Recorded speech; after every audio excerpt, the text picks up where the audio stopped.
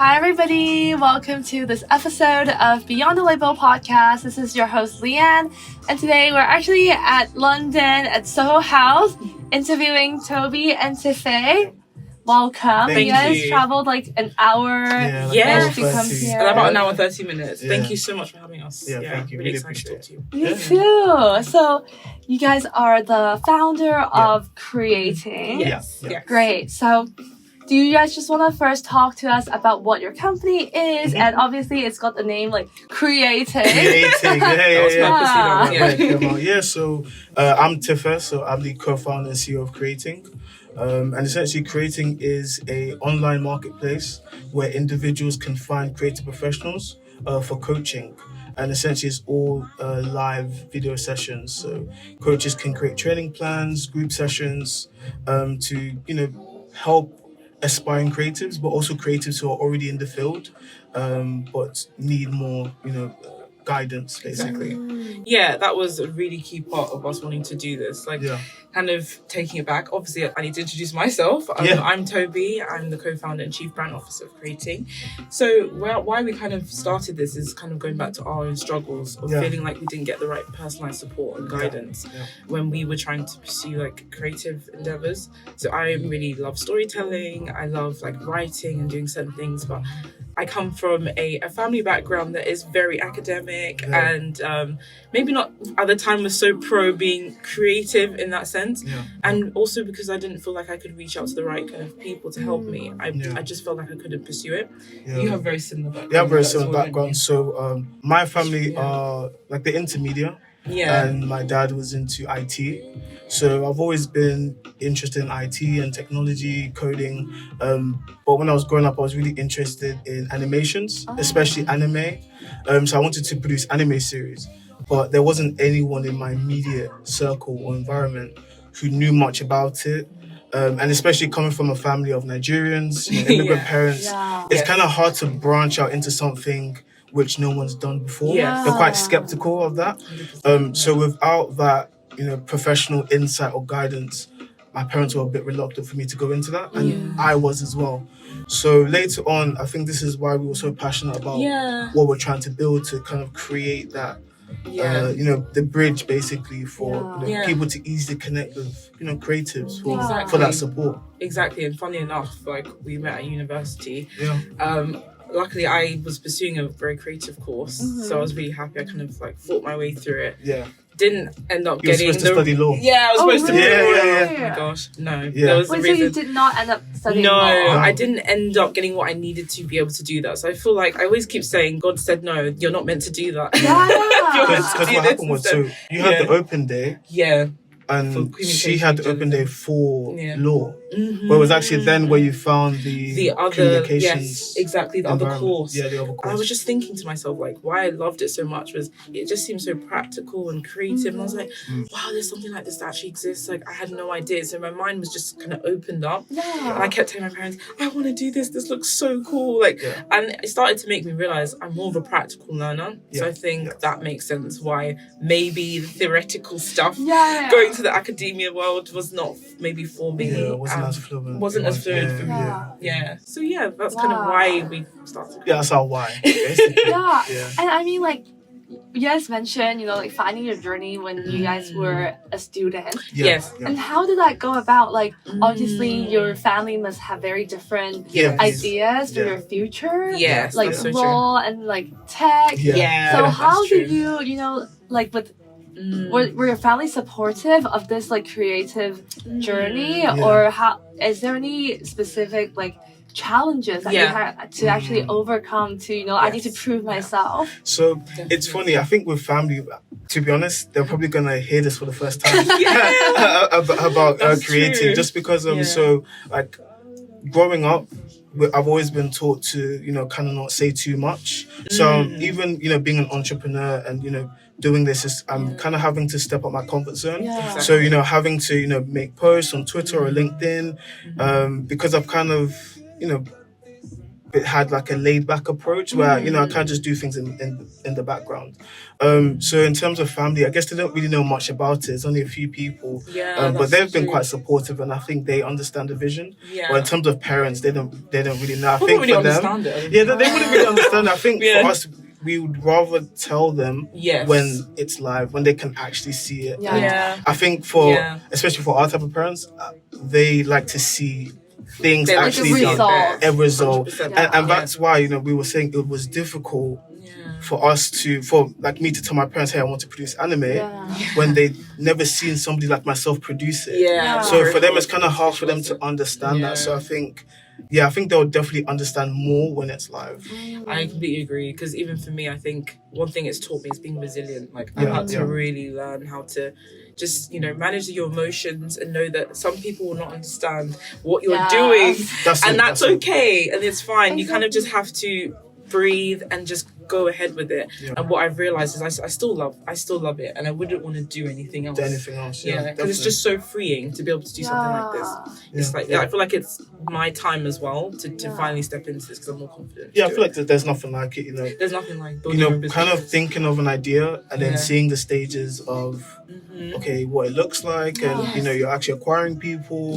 Believe in it. People who actually believe in it, who actually have not even seen it yet, but they see the vision. I think there's nothing like it. That's so true. How do you have so much faith and confidence in your own vision? I think growing up also in a more conventional, traditional family, like there's so many limiting beliefs that they don't, necessarily encourage you to go towards, exactly like what you said, like a path where someone like from your culture or your background have not pursued yet. So and I can definitely sense you guys are so passionate into your company right now. So how does that come about? I think I have something. Go ahead. No, I think for what I will say, having the right support system. So kind of why we're building Qreating. When you find the right people, like for us, we found each other at university. Kind of didn't who would have thought we would be building a business? But one thing I realized that we found in each other was confidence and the ability to talk about ideas and just enjoy building and thinking of ideas. Kind of like that childlike mindset. When you're around the right support system, whether that's a partner or a friend or just a family member who you can do that with, I think you need to have the right support network. And then you kind of feel more confident to go and do what I think so. I think it's like that foundation of support and belief definitely helps. And I guess I've always kind of been that person, why not me? So starting a business, I think when you look at other people, we all have the same amount of time in a day. So it's all about what you do with your time. He always says this. And I always say this with everyone. Tell me. I always say nobody has two heads. We all, all similar. We have, all work with, time. So I think it's just about how best you use it. So I think for myself, I always kind of just believed in my ability to do things. Especially later on, I gained more confidence in myself. I think, as Tobi said, that support system, I think she's definitely been a great support with this business and other people. And I think what is a boost is, I guess, when you just share your idea with certain people, and if they believe it as well, that also helps project that. And I guess that's kind of the journey we've been on. We agree with that. Same for me. It helps. No, that's actually so cool. And you guys are now in the ecosystem of building that community. That is the fun part. That's the really fun part. I've always enjoyed brands though in general that just have always thought more about community. So when you're starting to build your own brand, that's exciting, because then you can start to kind of pick at the things you like and kind of put it all into one company. So that's the fun part of it. It's been good. Other than the fun part, what are some of the things that you have to overcome in building your own business? Because I mean, I know we love talking about the glamorous side of being an entrepreneur, and that of course, when I started the podcast as well, it was such a big burst of energy and passion. But then when you get to the day-to-day, you have to edit and reach out to people. Exactly. So what keeps you motivated actually? I think the vision definitely keeps me motivated. And I think when we speak to like-minded people who understand that vision, that definitely gives us a boost to continue. Because obviously, I think, as an entrepreneur, it seems very glamorous, but it can be quite slow. And I think you have to be patient, especially with, the numbers. When you look at the social numbers, so like when you make a post and no one's liked it, or you get 1 or 2 likes, you're kind of like, actually, should we be doing this? Or, but I think it's when you truly believe what you're trying to build and be honest with your mission statement. So for us, honestly, I think, I think it was Brian Chesky that said, build something that 10 people love, rather than 100 people that just like it. Kind of like it. So I think when we've spoken to even like 5 people and they've like, wow, this is amazing. For me, it's like boosted our confidence. Like, this gives me more energy to continue, even if we've not had any revenue yet, or we don't have hundreds of followers yet, but just the few initial, early adopters. For me, I think it's fantastic. I completely agree, and that has grown, like that number. And it's like we keep talking to people every week, because obviously we're a coaching marketplace. So all the coaches that we've been speaking to are like, like this sounds amazing. I'm like, you really enjoy, like you really understand this, and it's hard to connect with those people. So when you do, it does give you that confidence boost. But one thing I will say that's helped me overcome challenges, because sometimes you have those days and you're like, when you're an entrepreneur, you're always on the go throughout morning to like midnight, 1 a.m, not even midnight. 3 a.m. 3, 4 a.m. for me. Sometimes we're just still going. But because you enjoy it, you will continue. But I feel like what helps me, go for walks or like try and find a way to disconnect. But you can still think about the business because, of course, that's the part of your life. But try and do other things that you enjoy. Like we have a dog, so it helps making us. sure we go daily we go for walks all the time. So I think you have to think about your mental health as well. Definitely. I think that's key. Try not to be burnt out. You don't want to be burnt out. I think there's probably a way of thinking that as an entrepreneur you need to constantly burn yourself, or just work tirelessly. I think just kind of work smartly. With your time. I think that's even why we're here now. I think working smartly with trying to find people to connect and share, and that's how we've ended up on this podcast. Which is fun. It's things like that. That's true. No, absolutely. I was also listening to another podcast on, I don't know if you guys heard like the Boss Babe podcast. I've heard of it. Cool. And it sounds like it's very similar concept of like people who work more actually don't earn as much because you burn yourself out. And like what you said earlier about, everyone, we only have 24 hours. Use it wisely. What we do with our time is so important. And I guess for me it's different because obviously, again, I don't really say this often, but so I have dyslexia and ADHD. So if I'm burnt out, I'm finished. Like I'm literally finished. So for me, it's I guess managing my emotions, managing my time, and my how to best channel my stress. And how I'm feeling. Definitely for me is very crucial. So going on daily walks, trying to sleep early, keeping myself hydrated and active. These are things I constantly need to do. Even though I'm not the best on LinkedIn, I'll probably say I'm doing it, but I'm definitely not. She's always checking. She's trying to. I'm trying to. But that's the main thing. Just trying to keep a balance. What are like some of the practical tips that you guys like, maybe like routines, like things that you do like day to day to keep yourself like disciplined and motivated? Because I think for me, one of the most difficult things is really just to stay on track and like have like those weekly goals and like continue to like meeting them. Because like you said, sometimes you're just like not feeling it, and I get it. Like and life happens. You have like your family things, other things going on. I think that's the life happens. And I've really, because even this year we're going to so many weddings, and it's like sometimes I'm like, it's kind of wedding season. It's literally wedding season. It really is. It's just wedding season. It's taking time away from what we're trying to do. But again, it's a great balance. So I think it's just trying to slot in time for what we're trying to do. Exactly. And then going to attending certain events. And practical tips for me, I think, as we said, kind of just taking time away from what you're doing all the time. So, as I said, I love anime and I read a lot of manga. So taking time putting in time to make sure I just read for about 20-30 minutes before I go to bed. I don't do it all the time, but I definitely try to. And I have a desk which you can write on. Standing desk. Standing desk. So I definitely write on it a lot. And for me, I'm a visual thinker. So when I use, sticky notes, or I use Notion a lot, which is like a software tool. Cool. I was going to say that. That's like changed. It's changed. Hold yourself accountable. Hold yourself accountable. Yeah, like even for me, I would say I get up early. For me, I'm just an early person. I like to be up when everyone's sleeping because it's just like silent. Do you know what I mean? Exactly. Do you know what I mean? Yeah. And I'm trying to get more into like yoga and meditation.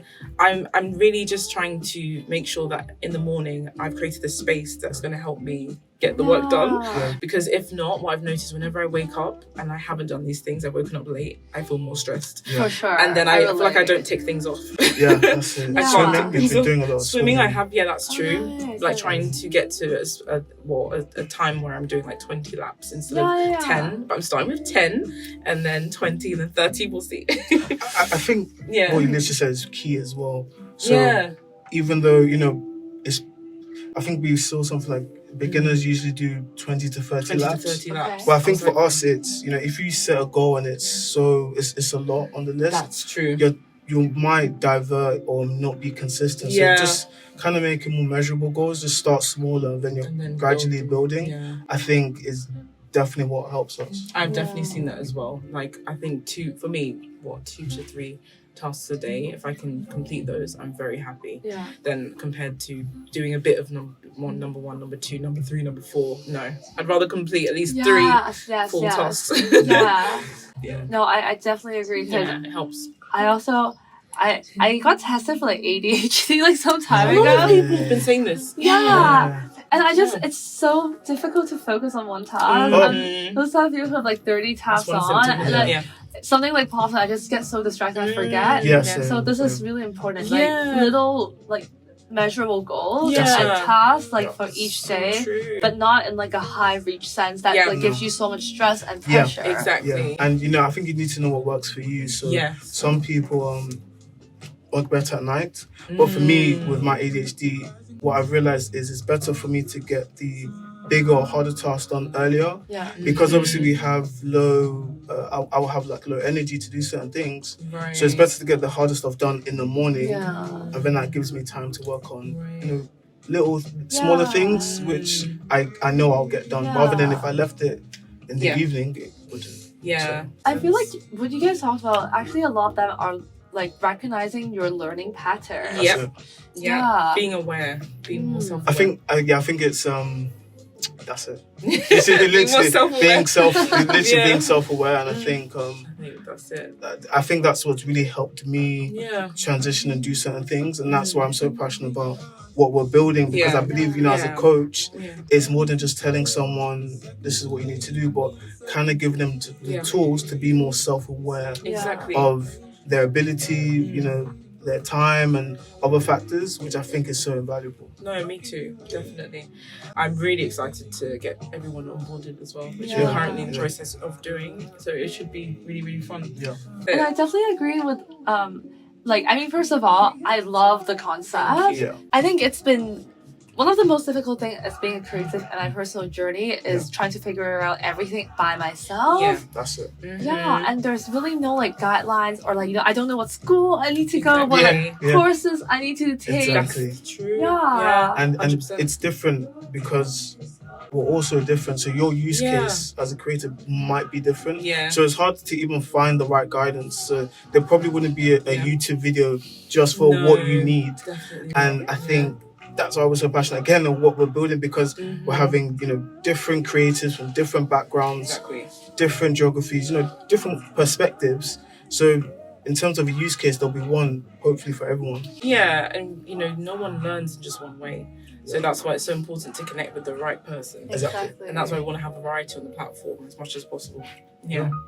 Wow, that's amazing. I mean, honestly, if I have this like when I was a student, it would be super helpful. Oh my gosh, that's what we always say. So true. So many people that we've even spoken to have said the same thing. Exactly. And that's why I think when I was in college and I wanted to produce stuff, if I knew there was a platform I could easily connect with someone, I'll probably be producing stuff now. But I don't like to think dwell like on that. I think it's probably good because now I'm in this position to give back and actually do something about it. People who didn't have that opportunity. True. Rather than just going on Twitter and sending someone a tweet and fingers crossed they actually reply. I think having a platform where this person can you can actually sit in a virtual room with them. I think it's so helpful. Yes, no, so true. So true. I remember trying to connect with some journalists.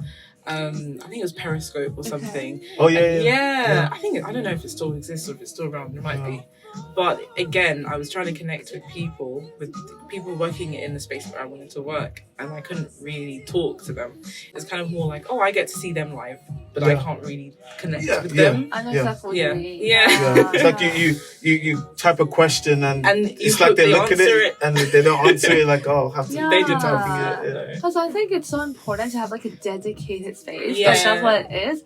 Like, because I'm also a life coach. Oh, amazing. You wear many hats. Yeah, you wear many hats. I do actually.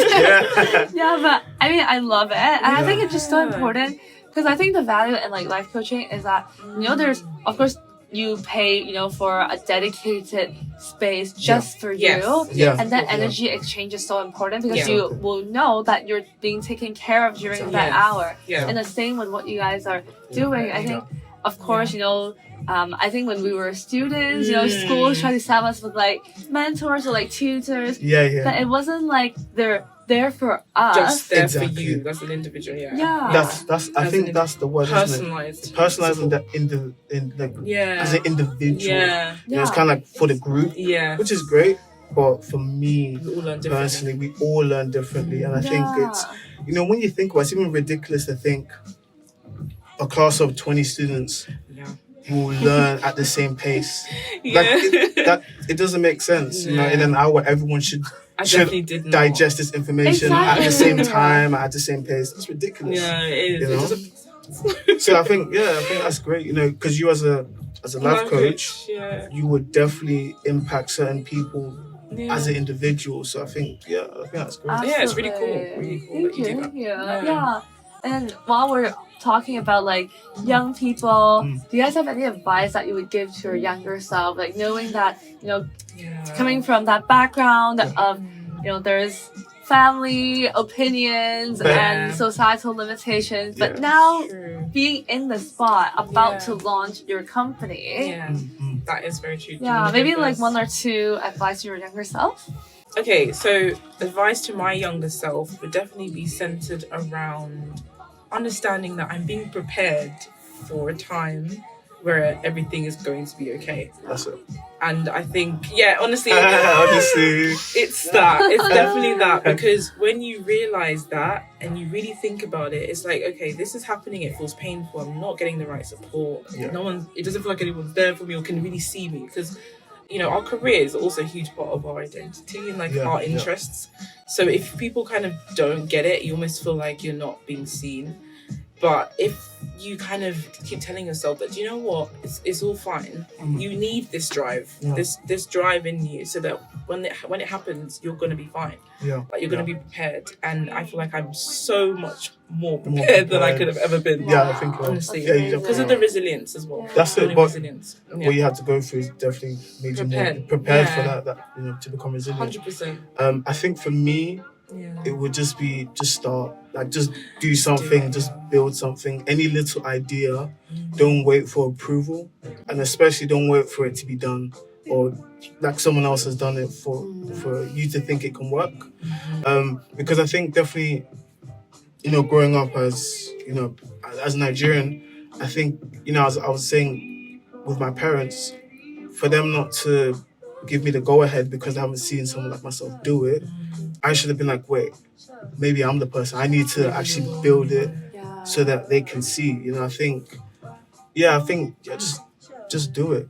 Just get started, just quite quickly, and so people can see that it can be done. I think if I knew that, I definitely would have just tried to build something rather than just divert. I completely agree with that. I think another one I would say as well is don't be afraid to fail, because I used to hate that word so much.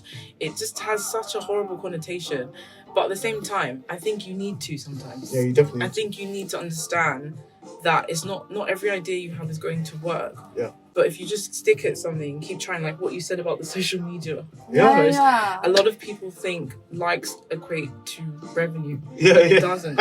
It does not. Yeah. What does is what you have built and like getting a loyal sort of customer base. Getting loyal support. As I said, the 10 people. Exactly. If 10 people love what you do, those 10 people will share it. Exactly. Yeah. And that's what you want. You want that natural. But that's what I mean, sticking at it. Sticking at it, stick at it. Yeah. You know, the consistency. If you have that way of thinking and know that it's okay. If it fails, it fails. If if it's failed now, I'm going to try again tomorrow, and I'll keep trying and trying. Exactly. And then when you keep having that mindset, eventually it will work. Yeah. So I think just be confident in yourself. Oh, I love that. Just be confident. Self-confidence. Yeah. Definitely it's key. important. Definitely key. But I think we say that because obviously we are lucky in terms of we found each other and we're very supportive of each other. For some people, as you said yourself, like you're doing this podcast by yourself. Yeah. So I think even just honestly starting and pushing out the word, you will find a community. Yes. And I think you've definitely done that. Yeah. So I think for other people is not being shy. I think just being bold and pushing out what you do, regardless if it will be criticized or you won't have many views or many likes. I think just pushing it out there, because you just need that one person to see it. Exactly. And Absolutely. then that, another door opens and you never know where that can go. So. No, I love this so much because I always tell people that you only need 1 second, like That's one it. chance, I love one person, see and it. your life can change. Exactly. Yeah, like it's not about the quantity. Like, you don't, exactly. You need to I would say like that's all, promote to 100 people that don't care about what you do. It really matters for like that one person. That one person. Oh, I love that. Yeah, that honestly, because it's even the people we've connected to. So I have one of my favorite films. Luckily enough, because of what we're building, we've been able to speak to like a producer, and this person's like part of one of my favorite films. I know, it's crazy. And, What film is that? La La Land. Oh my gosh. Yeah. So like I've been able to speak to them, and it's weird because if I didn't push out what we're doing or the message, I would have never spoken to them. And obviously, as a kid growing up, I would have never thought, I'll be able to speak to such high-profile people. Yeah. But I think it's just understanding. Hey, look, they're human, as well. and Like they're human. they're also looking for ways to spread the word of their expertise. Exactly. And I think my mindset's definitely shifted to that. Yeah. So I'm the same exactly. It's just weird. Yeah, Our it life- transitions. Yeah, the transitions. That is amazing, and I'm so happy to hear that. That is like working out for you guys. I know, Thank it's you. crazy. We're It's so really crazy. Yeah. Wow. So before we go to the last question, is there anything else you guys want to share before we go? I think just spending time just researching, because you'll be amazed in terms of how many people think like you and how they, I think I already said about the community, because we're starting a marketplace. We've been luckily we found a great community just for marketplace founders, and that circle has been so amazing in terms of our growth. They've helped with our pitch deck. We've been in rooms with some really great people. And if we didn't do a lot of research, or just researching what we're passionate about, what we're trying to build, we wouldn't have found that community. So I think trying to look for that community and knowing you're not the only one. Like put yourself out there. Put yourself out there. That's the tip. That's the tip. That's the tip. Put yourself out there. I think for that, I struggled a lot with that. Mainly because, as well, from a family background, and I guess being raised to almost what you said, be reserved. Don't share. Don't share. And that was really don't share too much. So it was really weird, like thinking like, okay, let's say don't share, and then I've been told I need to put my work out there. So I was battling with myself for years. Conflict, like what? I was battling with myself for years, and I think that's why certain things took time, because I wasn't sure if I was ready to put myself out there, and I was almost scared of like getting criticized and things like that. So because of those type of feelings, I think you need to be on that journey to eventually get to a place where you're like, okay, it's fine. If they don't like it, they don't like it. But do you know what? I'm not building something that's going to be for everyone. That's the main thing. And when you understand that, you're going to search for people who think like you. Going back to what you said about like-minded individuals. Yeah. So that's definitely the tip. It doesn't have to be for everyone. Doesn't have to be for everyone. Yeah. And I'm okay with that. Oh, that's beautiful, honestly. Like coming from that like background, and because I completely relate, you know, coming from like a Chinese family. Wow, I'm so excited for you guys. Thank you so much. Yeah. We've been loved talking to you. It's been great. Well, I have one final question for both of you. Since we're on the topic of, you know, like self-care and like breaking stereotypes, what is one thing you love about yourself? I think for me, that I'm not afraid to go up to people. I'm not in the sense of, I'm not afraid to compliment someone if I genuinely think there's something worth complimenting. Because I've noticed a lot of times people won't just go up to someone. Even if I see that they're doing something really interesting, like I'm quite a nosy or curious, I don't know, however I want to see it. Nosy or curious, I don't know. Yeah. I think more curious. Yeah. I'm always interested in people. So I'm not afraid to kind of be like, oh, what you're doing is so cool, or you look amazing, or so I think that energy is what I would want to be around. So exactly, I try to create that, and that's one thing I started knowing about myself. I think I agree with that. Not being afraid to being afraid to give someone compliments or give someone praise. Because we'll be in the shop and she'll look at something like, "Oh, I really like your hair," and from that, they start talking and they exchange numbers. Like they reciprocate the That's energy. it, right? Because I think we're all kind of like that, but I guess sometimes we're a bit shy, or we always think, "Oh, this person's looking at me weird." That's true. But for myself, what I like about myself, I don't know. I just love me. I don't know. That's the ultimate place. I was even though I wasn't the smartest kid in school. I was athletic, but I wasn't like the best in every sport. I just always loved myself. I loved my name. I loved just who I am. I loved what I love. I think my parents definitely instilled that self-confidence in myself. I guess most Nigerians, parents do that. Like they literally talk to you like you're a prince, or you're a princess. So like, everywhere I go, I'm just like, I'm Tife.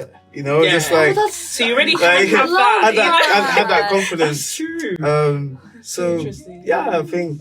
I just love me. I think I've loved to read, which I think later on in life I adopted that love for books and manga, which I found later. And I think, I love also being in my own space as well, but also connecting with people. So